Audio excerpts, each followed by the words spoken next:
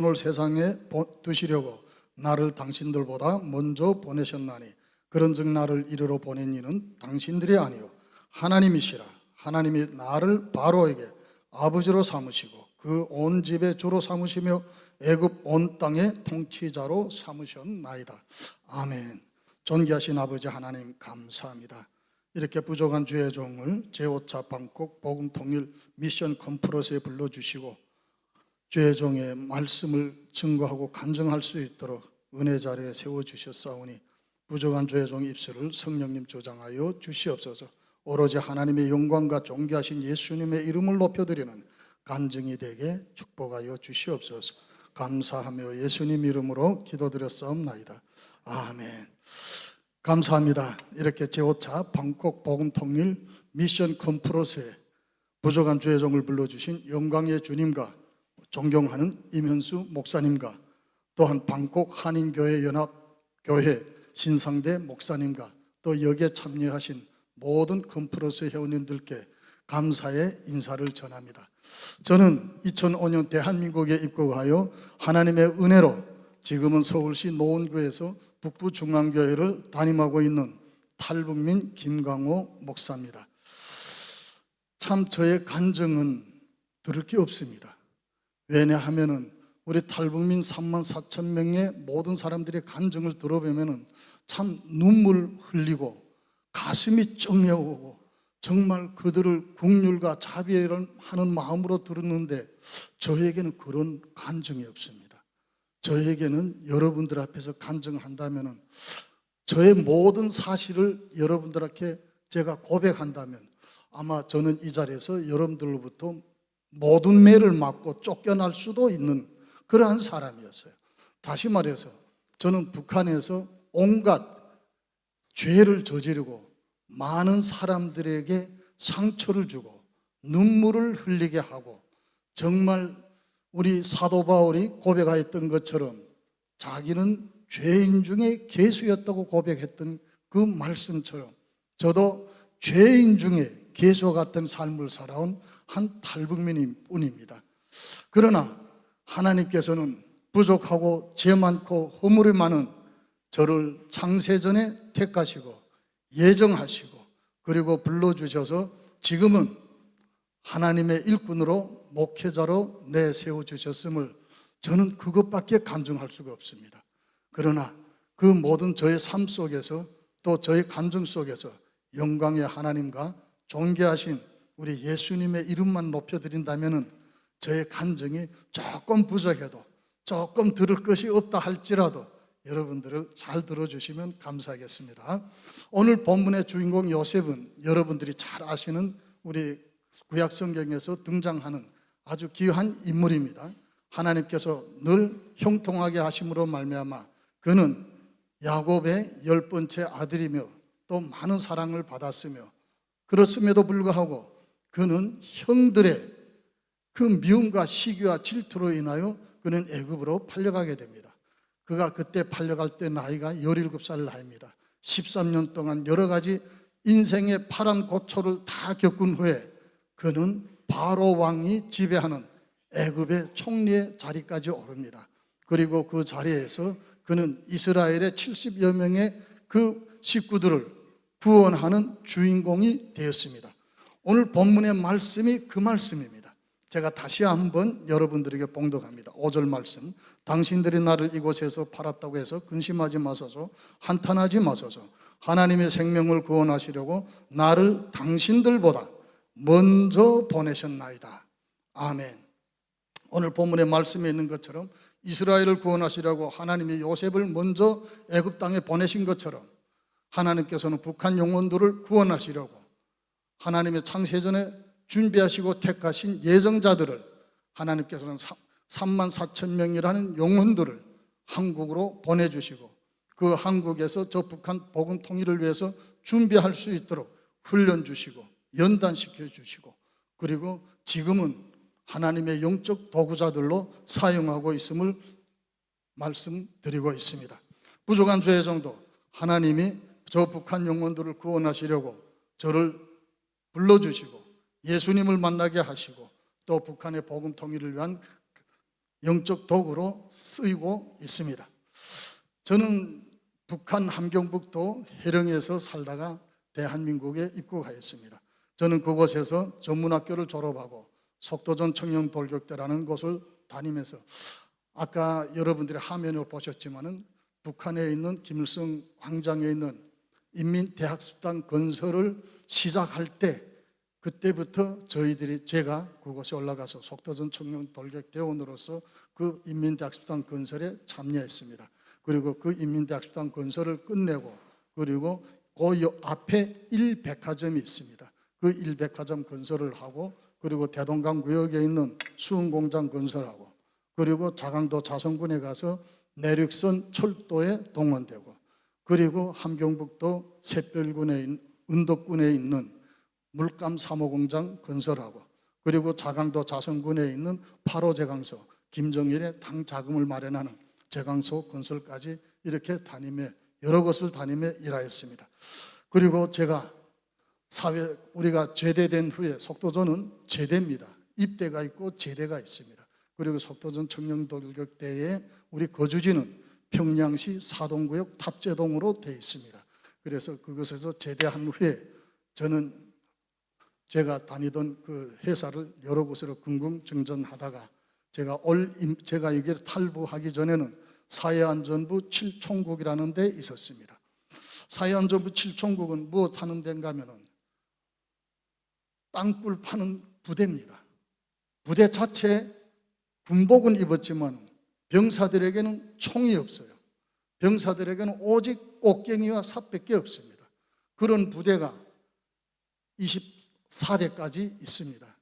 한 대가 보통 600~700명, 그만한 군사 무력이 그들이 총이 없이 순 땅굴만 파는 부대예요.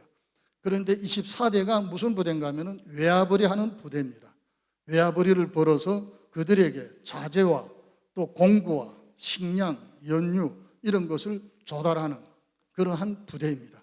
그 부대에서 저는 외화벌이 지도원으로 근무하였습니다. 그래서 제가 여기에 탈북하기 전에는 북한식으로 말하면 한국식으로 말하면 소령의 계급을 달고 있다가 저는 이기로 왔습니다. 제가 참 이제처럼 이렇게 들어보면은 여러분들 제 인생이 저 사람은 정말 당에 충실했던 사람이구나 이렇게 간혹 생각할 수도 있습니다. 그런데 낮과 밤이 있듯이 어둠과 빛이 있듯이 부족한 주혜정의 생활에는 낮이 있고 밤이 있었습니다. 빛이 있고 어둠이 있었습니다. 그래서 낮에는 북한식으로 말하면 사회주의에 아주 열심히 하고 밤에는 자본주의 생활을 하는 그러한 두 가지 삶을 살아온 저였습니다. 그래서 저는 우리 북한에 이런 말이 있습니다. 통일만이 살 길이다 이런 말이 있어요. 그런데 그게 제 혼자 좌우명으로 저는 이렇게 말했습니다. 단독만이 살 길이다. 이게 무슨 말인지 혹시 여러분들이 이해되시는지 모르겠는데 혼자 가는 길만이 살 길이라는 거예요. 둘부터는 동범이라는 겁니다. 이것은 가장 죄인들이 살아가는 사람들의 좌우명이에요. 떳떳하게 살아가는 사람들이 좌우명은 서로 연합해서 하나님께서 우리에게 주신 말씀처럼 동거가 연합하며 어찌 그리 아름다움이요 하고 말씀하셨는데 우리 어둠에 사는 사람들은 동거하는 것이 아주 부담스러워요. 왜? 동거자가 있으면 꼭 비밀이 없는 거예요. 그렇기 때문에 혼자 단독만이 살아가는 것이 살 길이다 라는 구호를 가지고 있었습니다. 그리고 저는 온갖 죄를 다 질렀어요. 여러분들이 북한에 대해서 너무나 잘 알기 때문에 저는 북한에서 굶주리거나 제가 못 살거나 힘들거나 이러보지는 않았습니다. 그러나 옆에서 죽어가는 현실들은 저도 같이 목격하고 돼지 한 마리를 도둑질한 죄로 사형당하는 모습도 저는 목격하였습니다. 그렇다고 해서 저는 굶주리거나 이제 말씀드릴 것처럼 힘들게 사는 삶은 전혀 없었어요. 그리고 저는 여러분들이 잘 알지만 북한에서는 군에서 군을 움직이려 해도 여행증이라는 게 있습니다. 그래야 움직입니다. 그런데 저는 마음만 먹으면 내일 아침인 여기서 살다가 내일 아침에는 평양 가서 시내를 돌아다니고 이렇게 바라다닌다 해서 그 말이 원래 맞죠. 저한테는 발아다니고, 또 어느 날에는 신의주에 가서 발아다니고, 또 어느 날에는 해조에 가서 발아다니고, 저는 북한의 모든 방방곡곡 랭증의 구제 없이 저는 다니던 사람이었습니다. 또 많은 사람들, 자, 한 가지만 좀 이렇게 좀 부끄러운 소리지만 좀 할게요. 만약에 어떤 사람이, 우리 뭐 나이 드신 분은 아니에요. 우리 또래죠. 우리 또래가 예를 들어서 신발을 아주 멋있는 거 신었어요. 그러면 모르는 사람이지만 그 신발을 천천히 보고, 아, 그 신발을 어디서 샀어요? 아, 어디서 샀습니다. 야, 그 신발이 참 멋있네요. 내가 한번 신어볼게요. 내 발에 맞는지 하고 한 짝 신발을 신어봅니다. 그리고는 아, 야, 딱 맞네. 야, 너무 보기 좋은데 이 짝 신발도 한번 마저 신어봅시다 하고 신어봐요. 그 다음에는 완전히 개승냥이처럼 변하는 겁니다. 그 전까지는 완전히 얼레먹기식으로 살살 간을 뽑듯이 이렇게 해놓고는 두 짝 다 신는다면은 그 다음에 시침이 뚝 떼고 그냥 가는 거예요, 뻣뻣이. 그러면 아, 그 신발 주세요 하면 그 다음부터는 승냥이 같은 모습으로 변하는 것이 저의 삶이었습니다. 참 저는 지금 여러분들에게 이렇게 말씀드리지만 저도 이제 나이가 60대 후반입니다. 제가 그 후반까지 지금 살아오면서 40대 중반에 제가 한국에 와가지고 저의 살아온 지난 날을 뒤돌아보면 저는 자다가도 얼굴이 막 뜨거워지고 열을 받을 때가 있습니다. 그러면서 저는 내가 언제면 저들 앞에 가서 무릎 꿇고 죄를 회개하고 용서를 빌겠는가. 정말 저의 살아온 모든 것을 말한다면 말할 수 없는 삶을 살아온 주의 종이 저의 모습이었기 때문에 남들은 정말 배고파서 굶어 죽고 정말 그 현실을 체험하면서 왔지만 저는 그런 현실을 체험하지 않고 저는 모든 악행을 저지르며 살아온 사람이었습니다. 그러다가 저는 속도존을 다니면서 또 여러 곳을 다니면서 그러다가 마지막에는 이렇게 여기로 말하면 소자라는 소령이라는 계급을 달고 이런 군 복무도 하였습니다. 사랑하는 캠프에서 참여한 여러분, 아마 이 정도 인생이면 앞전, 뒷전, 옆전, 공중전까지 했다고 과연 제가 말할 수가 있습니다. 여러분들에게는 간단한 시간적으로 많이 있기 때문에 제가 이런 말을 다 구체적으로 할 수 없지만 저는 인생의 앞전, 뒷전, 옆전, 공중전까지 하고 나니까 하나님께서 저를 툭 하고 붙잡으시더라고요. 그래서 제가 북한에는 이런 말이 있습니다. 단계 수령께 정말 충성을 다했지만 우리가 코에 걸면 코골이요, 목에 걸면 감옥 귀신이 된다는 말이 있습니다. 저는 칠천국에서 제가 종합지도원 하면서 위에서부터 간부들이 내려오면 그들에게 뇌물을 가져다 바쳐요. 그래야 제가 그 자리를 유지할 수 있기 때문에. 그런데 마지막에 그 뇌물을 바친 그 모든 가격이 저의 죄로 돌아오고 말았습니다. 그래서 저는 할 수 없어서 저는 욕이란 욕은 다 하면서 먹기는 누가 먹고 지금 마지막에 지금 목에 올가미를 걸고 감옥에 가야 될 형편이 된 사람은 누구냐 하고 원망하면서 저는 중국으로 임시 잠수 타려고 탈북하였습니다. 그런데 그곳에서 뜻하지 않게 선교사님을 만나게 되었습니다. 그리고 선교사님이 예수님에 대해서 저에게 말씀하였습니다. 저는 마음에 잘 들어오지 않더라고요. 그런데 무슨 말이 딱 들어왔는가 하면 아까 작가님도 말씀하시는 것처럼 사랑이라는 말이 들어온 것처럼 저에게는 용서라는 말이 들어왔어요.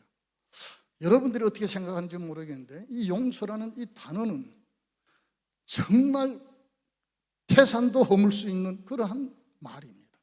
물론 사랑이라는 말은 그 모든 것을 다 품어주고 그 사랑의 최고 절정은 용서까지 들어갈 수 있지만 저는 그 용서의 힘이 그렇게 센 줄로 몰랐습니다. 왜냐하면 제 같은 사람을 하나님이 용서하시고 예수 그리스도를 믿게 하시고 하나님의 일꾼으로 지금은 사명자로 세워주셨기 때문에 여기에는 하나님의 그 용서라는 그 단어가 저에게 다가왔기 때문입니다. 그래서 저는 용서한다는 말에 저는 예수님을 믿게 되었습니다. 아, 내 같은 죄인도 용서하는구나. 나는 잡혀서 저거 잘못하면 이제 딱풍이라는 말이 있어요. 그게 뭐인가 하면 우리는 북한에서는 흔히 말뚝에 세운다. 다시 말해서 총살까지 당할 수 있는 그러한 범죄자인데 그걸 가리켜서 우리는 따끔 이러거든요. 그런데 그렇게 따끔까지 받을 만한 이런 죄인이지만은 하나님께서 나를 용서하신다는 그 말에 저는 예수님을 믿게 되었습니다. 그리고 제가 임시 북한에서 탈북했기 때문에 우리 그 목사님은 저에게 12월 달이면 다시 그 북한으로 들어간다는 것을 아시기 때문에 저에게 아주 강한 성경 공부를 저에게 시켰습니다. 정말 낮에는 성경 암송시키고 찬송을 부르게 하시고 예배 인도하는 방법을 가르쳐 주시고 기도하게 하시고 정말 눈꽃 뜰 새 없이 했습니다. 그런데 아무리 올려다봐야 선교사님한테는 돈주머니에 돈이 없더라고요. 네, 말씀을 가득한데 왜냐하면 저는 다시 북한에 들어가자면 뇌물을 매겨서 제가 살아나와야 되자면 저에게는 돈이 필요한 거예요. 그런데 그 선교사님을 아무리 올리다보고 내려다보고 진찰해 봤는데 돈이 없는 거예요.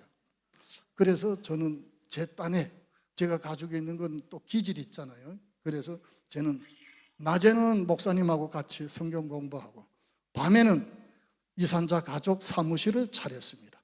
다시 말해서 한국이나 미국에 있는 북한에 있는 친척들을 갈망하는 사람들, 그런 사람들을 만나주게 하는 그러한 역할을 했어요. 제가 조금 인맥이 있습니다. 북한에도 있고. 그래서 중국에는 화교를 시켜서 너는 한국과 미국을 담당하고 나는 북한을 담당한다. 그리고 연길의 다이빙간 대우 호텔에서 만나는 걸로 하자. 그렇게 해가지고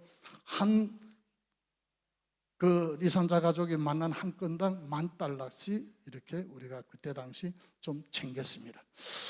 그러다 나니까 머리로는 성경 지식이 들어오는데 마음에는 변화가 없어요. 믿음은 전혀 없고 지식만으로 불어나는 거예요. 하나님께서 전지전능하신 하나님은 저를 바라보시면서 저를 택하시고 이곳까지 불러주시고 하나님께서 예수님을 만나게 하신 것은 하나님의 더 큰 섭리와 계획이 있을 줄 저는 믿습니다. 그럼에도 불구하고 저는 하나님을 배반하고 정말 낮에는 성경 공부, 밤에는 돈벌이 이런 모습을 보신 하나님께서는 저를 공안에 잡히게 하셨어요. 그래서 저는 쇠고랑을 차고 저는 북한으로 들어가게 되었습니다. 참 12월 달에는 승전고를 울리며 들어가려고 했는데 가슴 아프게도 10월 중순에 저는 쇠고랑을 차고 그 해령이라는 그곳에 제가 가서 무역 일꾼으로서 당당하게 정말 다니던 그 시내를 이제는 쇠고랑을 차고 그 시내를 걸어가게 되는 신세가 되었습니다. 그리고 저는 보위부에 갇혔어요. 보위부에는 흔히 보름부터 20일이면 다른 건이 없으면 안전부로 넘어갑니다. 안전부로 넘어간다는 자체는 내가 살아날 수 있는 확률이 80%가 있는 거예요. 보위부에 있으면 살아날 확률이 없습니다. 그럼에도 불구하고 저는 그곳에서 그들이 조사하는 그 모든 조사의 조건에 하나도 부입되지 않았어요.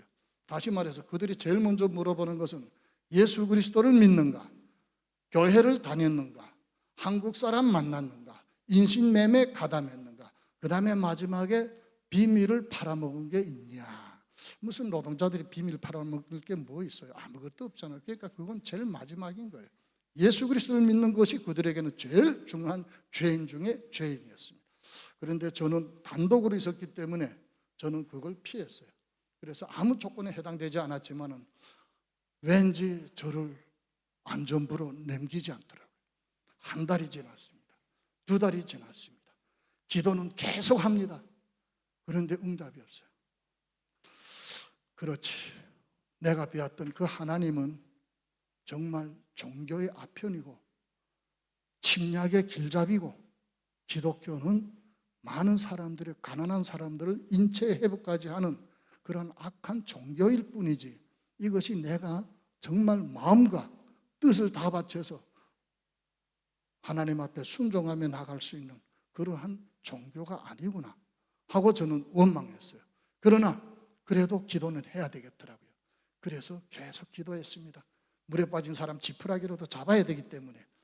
그리고 기도하다가 마지막에는 소원 기도까지 했습니다. 하나님, 지금은 앞이 보이지 않습니다. 정말 캄캄합니다. 그러나 하나님께서 베드로를 감옥에서 구출하시고 바울과 실라도 구출하셨던 그 모습 그대로 하나님께서 정말 살아계신다면 주의 종을 구출해 주세요 하고 기도했습니다. 구출해 주시면 저는 죽을 때까지 십자가를 지고 골고다로 향하겠습니다 하고 기도했는데 그래도 응답이 없더라고요. 넉 달이 됐습니다.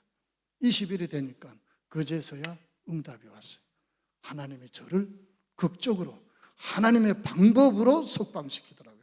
다시 말해서 하나님의 방법은 인간들이 만들어 놓은 그러한 방법으로 저를 그 루트를 통해서 저를 석방시키는 것이 아니라 안전부도 가지 않고 도집결소도 가지 않고 절에 단번에 보이부에서 저를 석방시켜 주시더라고요.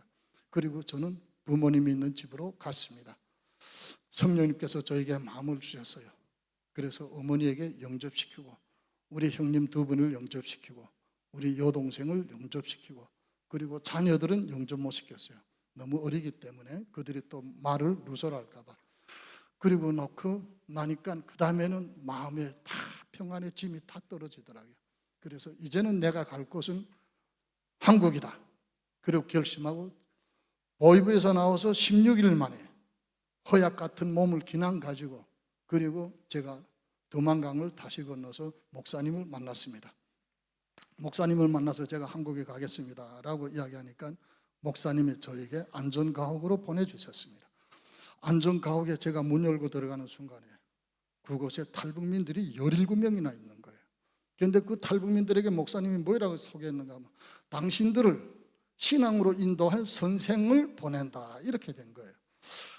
그래서 제가 하루아침에 졸지에 선생이 되고 말았습니다. 그리고 제가 그 안전가옥에서 17명을 데리고 6개월 동안 예배를 인도하고 성경을 읽게 하고 기도하고 그러면서 있다가 9월 3일 날 대낮에 북경 한국 영사관으로 17명이 당당하게 들어갔습니다. 아마 여러분들이 이렇게 말하면 감동이 없네. 좀 감동이 좀 있었으면 좋겠습니다. 왜냐하면은 2004년도면은 북경 베이징의 각 영사관마다 공안들이 형편없이 쌍심지를 캐고 있었어요. 왜냐하면 탈북민들이 무리를 지어서 기자들을 뒤에 대동하고 그리고 담장을 넘어 들어가는 것도 막 찍어서 그걸 세계에다 공포하고 할 때니까 중국 공안들은 대단히 지금 신경 쓸 때예요. 그런데 우리 17명 여러분들이 생각하면 다 장정들만 있는 걸로만 생각하지 마세요. 3살 난 어린이로부터 시작해서 60에 넘은 어머니들까지 있었습니다. 그 17명이 섰는데 6개월 동안 선생이라고 하던 사람이 제일 뒤에 갈 수는 없잖아요. 그래서 제가 막 떨리는 마음을 안고 할 수 없어서 제가 제일 앞에 총알바디처럼 섰습니다. 그리고 들어갔어요. 그런데 그 줄로 들어가는데 여러분 다리가 천근만근 무겁다는 말 들어보셨어요? 정말 그렇습니다. 천근만근 무거워요. 이 다리가 떨어앉아요. 걸어가야 되겠는데 지금 공안들은 왔다 갔다 보고 있죠.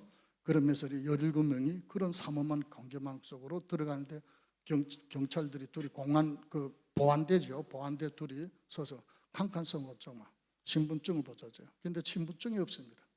뭐 탈북민한테 뭐 신분증이에요. 그런데 9월 달이니까 제가 이렇게 준비한 건 전혀 이제는 다 제껴놓고 좀 이야기해서 미안한데 다시 찾겠습니다. 이렇게 이걸 흔들며 들어갔어요. 그런데 그것이 한국 그 프린터로 뽑은 한국 글이에요. 그래서 그들이 물어보면 우리는 한국 사람이다. 한국 사람인데 여권이 좀 오기 때문에 들어가야 된다. 그러니까 그 서류 같은 걸 좀 보자길더라고요. 그래 보이니까 문맹자가 딱글로 보는 거죠. 한국 글을 모르니까 이건 중국 글이 아니잖아요. 그러니까 그들이 한참 보고 저를 보던 게 들어가라 하더라고요. 그런데 저만 들어가면 안 되잖아요. 여기 17명이 있는데. 그래서 어깨를 치고 이 사람들이 같이 들어가는 사람이라고 그리고 그들을 보냈습니다. 그러면 제가 말합니다. 절대로 뛰지 마세요. 그 보안소부터 그 사무실까지 한 30m 되는 거리인데 절대로 뛰지 말고 천천히 걸어가라. 내까지 이제 너네들이 뛰는 날이면 내가 잡힌다. 그런데 그 공안 사람은 한국말 모르니까 제가 이렇게 말해도 그저 옆에서 가만히 보고만 있는 거예요. 그래서 제가 그렇게 하고 마지막으로 들어갔습니다. 들어가서 모두 그래도 6개월 동안 신앙을 인도했기 때문에 할렐루야, 하나님 감사합니다, 이렇게 된 거예요. 그런데 그게 들어가니까 더 놀라운 것은 탈북민이 160명이나 지금 그 안에 있는 거예요. 160명이 잠자리가 없어서 남자, 여자, 아이, 어른 할 것 없이 그저 막 붙어 자는 거예요. 뭐 이런 강당에 요거보다 더 작은 그 탁구장 했던 강당인데 그 안에 지금 숱한 사람이 지금 누워 자는 거예요. 그리고 그곳에서 많은 사람들이 저를 보고 선생님이라 불렀어요. 그래서 그 안에 있던 사람들이 저 사람이 왜 선생이냐, 북한에 있을 때 무슨 교수했는가 이렇게 물어보는. 그런 게 아니고 6개월 동안 우리를 신앙으로 인도했던 거예요. 그러니까 그 안에도 믿음 생활을 하는 분들이 있어서 예배를 드려야 되겠는데 예배 인도자가 없은 거예요. 그래서 저한테 찾아와서 같이 선생님이라고 또 호칭을 써주더라. 선생님, 여기서 예배를 드리면 인도하면 안 되겠습니까? 그래서 이게 괜찮은가고, 그러니까 자기네가 보안영사하고 이야기하고 승인 받겠다. 그럼 그렇게 해라. 그리고 난 하겠다.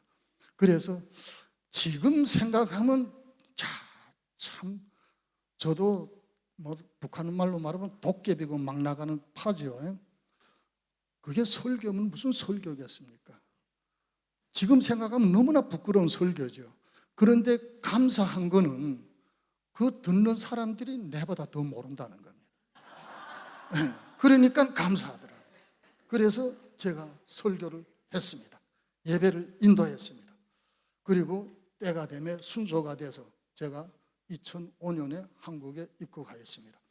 하나님께서는 주의 종을 하나님의 일꾼으로 쓰시려고 북한에서 부르셨는데 제가 변화받지 않으니까 공안에 잡히게 하시고, 그리고 우리 부모, 형제들을 너무 사랑하시니까 그들에게 예수님을 영접하고 구원받게 하시고, 그리고 17명의 영혼들을 6개월 동안 영적으로 인도하고, 그리고 한국 영사관에서 처음으로 예배를 인도할 수 있는 그러한 영적 통로를 하나님께서 준비하시고 열어주셨습니다. 그래서 저는 그거 하고 한국에 들어오니까, 여러분들은 한국 생활이 뭐 너무 익숙하니까 놀랍지 않죠? 정말 놀랍습니다. 한국에 들어오면 정말 홍콩의 밤거리 같아요. 우리는 기껏 아는 게 홍콩의 밤거리밖에 몰랐으니까 북한에서는. 그래서 너무나 잠이 안 오더라고요. 그런 가중에 제가 서원 기도는 까맣게 잊어먹었습니다. 그리고 예배 생활은 했어요. 교회는 다니고. 그리고 기도할 때마다 하나님이 계속 저의 마음을 괴롭게 하는 거예요. 그래서 저는 결심했습니다. 안 되겠다. 이게 하나님이 나를 계속 이렇게 못 살게 구는데 하나님이 없는 곳으로 요나 선지자처럼 옆바로 내려가서 다시스로 피해 달아나자. 그래서 제가 피해서 달아났습니다. 어디로 가셨는가 하면 여러분, 노르웨이라는 나라로 갔습니다. 그리고 북극권이 지나가는 남소스라는 곳에 갔습니다. 그리고 거기 가서 이민자로 난민 신청하고 그리고 있었습니다. 그런데 하나님은 그곳에도 있더라고요. 와, 저는 놀랐습니다. 이게도 하나님이 계시는구나. 그리고 기도하니까 계속 부담 주시고 저 마음에 너무 괴롭고, 그래서 1년 7개월 만에 그 좋은 노르웨이를 저는 포기하고, 그리고 아내를 데리고 가자니까 아내는 딱 발버둥 치고 안 가겠다는 거야. 여기가 이렇게 좋은데 이제 어디로 가겠는가 하고. 그러나 바늘에 가는데 실에 안 갈 수가 없잖아요. 그건 북한식입니다. 뭐 한국식은 바늘이 오히려 여자절이죠. 네, 그런데 우리는 북한식입니다. 그래서 제가 떠나니까 와이프도 왔습니다. 그리고 하나님께 항복하고 제가 신학교 가고 2015년도에 졸업하고 2017년 북부중앙교회를 설립하였습니다.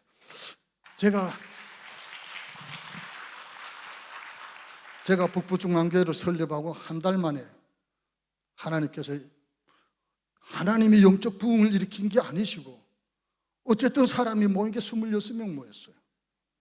한 달 만에. 그들이 온 목적은 딱 한 가지예요. 야, 이게 천지개벽이 일어났구나. 저 김강호가 목사가 되다니.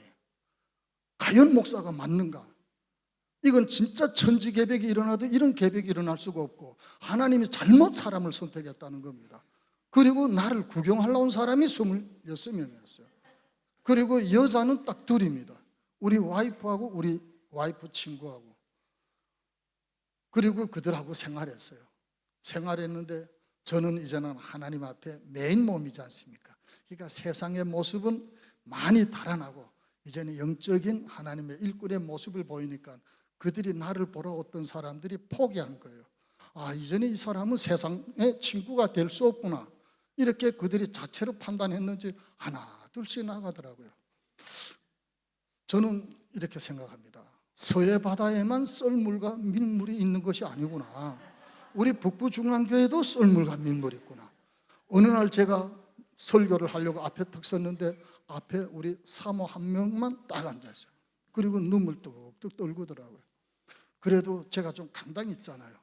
못 본 것처럼 막 그냥 설교했어요. 그런데 어느 날에 문이 뒷문이 쪼개더니 모를 사람이 들어오더라고요. 와, 마음이 막 쿵당쿵당 뛰고 너무 감사한 거예요. 그래서 설교를 끝내고 가서 어떻게 오셨습니까?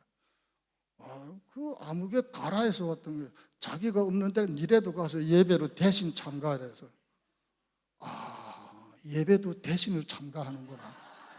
이렇게 생각하니까 너무 제가 마음이 아프고 서글프고 제가 초라해 보이더라고요. 그래서 다 떠나가더라고요. 그런데 역전의 하나님이 아니세요. 하나님께서 완전히 영혼들을 교체시켜 주시더라고요. 그리고 하나님께서 부흥시켜 주셔서 우리가 그곳에서 조금 더 넓은 곳으로 그렇게 이전하고 왔습니다. 우리 북부중앙교회는 지금 현재 남과 북이 함께 세워져가는 교회입니다. 우리 교회는 여러 가지 사역들이 있지만 제가 여러분들에게 시간적으로 있기 때문에 제가 한 가지만 말씀드립니다. 우리 교회에서는 생명만나의 사역을 합니다. 이 생명만나의 사역은 뭐인가 하면은 북한에 있는 저를 비롯한, 저는 우리 아들과 딸이 북한에 있습니다. 그래서 저처럼 북한의 아들과 딸들을 자녀를 두고 온 우리 가족이 6가족이 있어요. 부모들이. 그런데 그들이 저 북한에서 있는 자녀들이 바라는 소망은 딱 한 가지입니다. 제발 목숨만 살아있으면 좋겠다. 생명만 부재하면 좋겠다. 이 마음을 가지고 기도하고 이 마음을 가지고 두 손 모아서 하나님 앞에 눈물로 기도합니다. 그래서 그들하고 연계가 되면은 그들에게 담은 몇 푼이라도 보내줘서 그들을 생명을 구원하는 그 사역, 그 부모들의 모습입니다.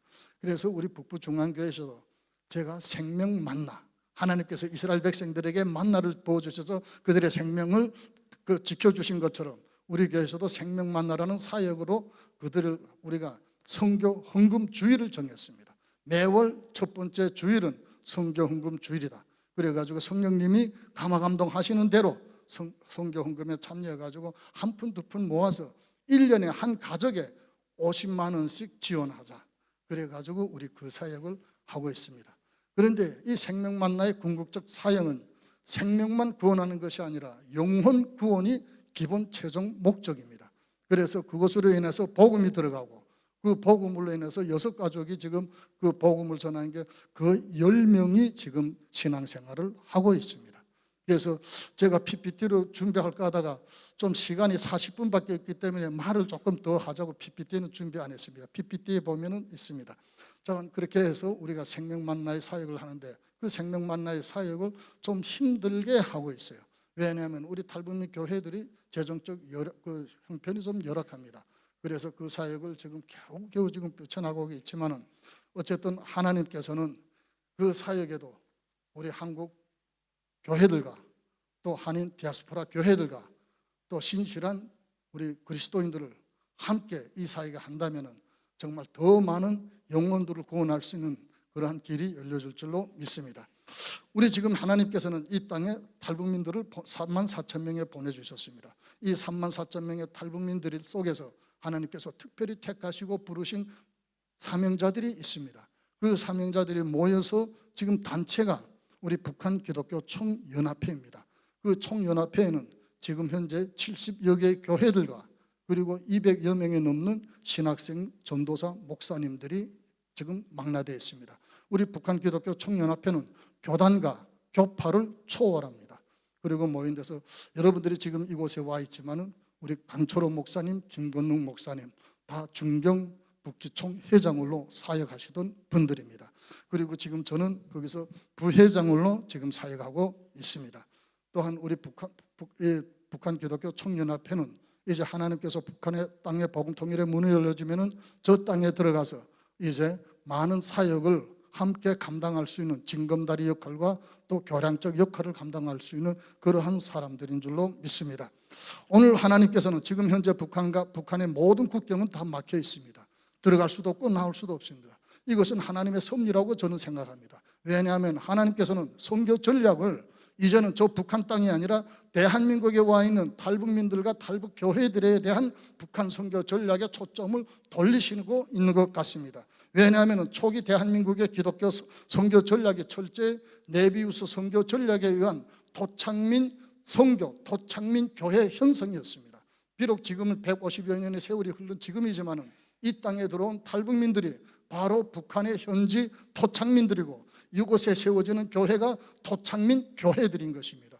이들을 잘 세우신다면 아마 저 북한 땅에 하나님께서 복음 통일의 문을 열어주셨을 때 이들을 통해서 저 북한 땅에 있는 영혼들을 이어주는 교량적 징검다리적 역할을 잘 감당할 뿐만 아니라 선봉대적 사역을 잘할 수 있을 줄로 믿습니다. 지금 사랑하는 성도 컨퍼런스 여러분, 이 한반도 복음 통일은 하나님의 뜻이며 이 나라와 이 민족의 최대의 소원이며 우리 민족의 역사적 가업입니다. 우리 그리스도인들에게는 국경이 있습니다. 그러나 우리에게는 조국과 민족과 나라는 없습니다. 우리는 열방을 향하여 나가야 될 하나님의 부르심을 받은 사명자들입니다. 그럼에도 불구하고 우리 많은 사람들은 저 북한의 복음 통일을 보다도 서부 독일과 동부 독일의 통일을 보면서 대단히 두려워하고 무서워하고 있습니다. 우리에게 차례는 경제적 후과가 있지 않겠냐. 그런데 여러분, 미국의 경제 전문 매체인 커츠라는 그 잡지에서는 2017년에 이렇게 말했습니다. 북한은 동방석의 나라이다. 또 대한민국의 강화도에 있는 통일 전망대에 보면은 이렇게 써 있어요. 대한민국의 북한에는 마그네사이트가 세계 1위, 히토류가 세계 2위, 아연이가 세계 3위, 금이 세계 6위, 우라늄 세계 5위, 철이 세계 7위 등 1경 1700조 원의 지하자원이 있다는 겁니다. 그런데 그 지하자원이 대한민국의 최고로 발전된 기술을 기다리고 있으며 저 북한 땅에 정말 큰 자가용도, 큰 무슨 별장도 요구하지 않는 아직까지는 생소한 북한의 노동력이 기다리고 있다는 것입니다. 그렇기 때문에 이 둘이 조화가 잘 이루어진다면 우리 이 대한민국은 저 서부 독일과 동부 독일을 겪었던 그러한 생활적 차이가 없을 줄로 생각합니다. 그렇기 때문에 여러분들이 힘을 합쳐 기도하고 부르짖으면 하나님께서는 복음 통일의 문을 열어주실 줄로 믿습니다. 청교도의 창시자의 한 사람이 있던 존 락슨은 이렇게 말했습니다. 기도하는 한 사람이 있으면 기도하지 않은 한 민족보다 더 강하다고 했습니다. 여러분들이 기도할 때 하나님께서는 들으십니다. 여러분들이 기도하면 하나님이 일하십니다. 여러분들이 기도하면 그 기도가 꼭 이루어질 줄로 믿습니다. 오늘 이 시간 제5차 복음 통일 우리가 미션 컨퍼런스 참여한 여러분들의 눈물의 기도, 간절한 기도가 복음 통일의 기폭제가 되어 분명하게 하나님께서는 복음 통일의 문을 열어주실 줄로 믿습니다. 감사합니다. 마지막까지 들어주셔서 고맙습니다.